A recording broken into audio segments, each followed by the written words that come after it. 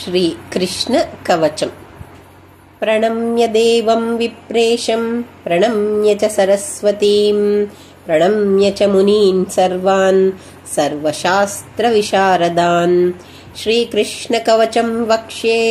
श्रीकीर्तिविजयप्रदं कान्तारे पथि दुर्गे च सदा रक्षाकरं नृणाम् स्मृत्वा नीलाम्बुदश्यामं नीलकुञ्चितकुन्तलं बर्हिपिञ्छलसन्मौळिं शरश्चन्द्रनिभाननम् राजीवलोचनं राजद्वेणुना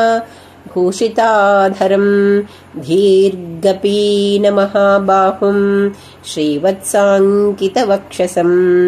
भूभारहरणोद्युक्तं कृष्णं गीर्वाणवन्दितं निष्कलं देवदेवेशं नारदादिभिरर्चितं नारायणं जगन्नाथं मन्दस्मितविराजितं जपे देवमिमं भक्त्या मन्त्रं सर्वार्थसिद्धये सर्वदोषहरं पुण्यं सकलव्याधिनाशनं वसुदेवसुतः पातु मूर्धानं मम सर्वदा ललाटं देवकीसूनुः भ्रूयुग्मं नन्दनन्दनः नयनौ पूतनाहन्ता नासां शकटमर्दनः यमालार्जुनहृत्कर्णौ कपोलौ नगमर्दनः दन्तान् गोपालकः पातु जिह्वां हयङ्गवीणधृत् वोष्ठं धेनुकजित् पायाधरं केशिनाशनः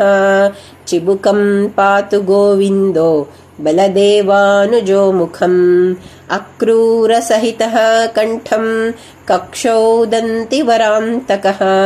भुजौ चाणूरहारिर्मे करौ कंसनिषूदनः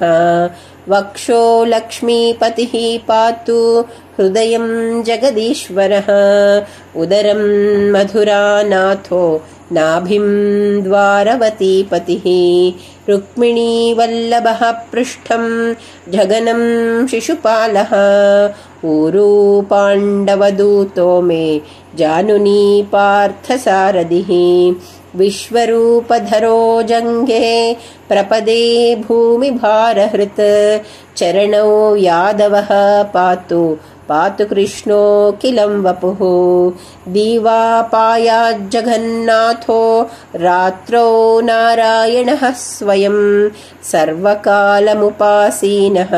सर्वकामार्थसिद्धये इदं कृष्णबलोपेतं यः पठेत् कवचं नरः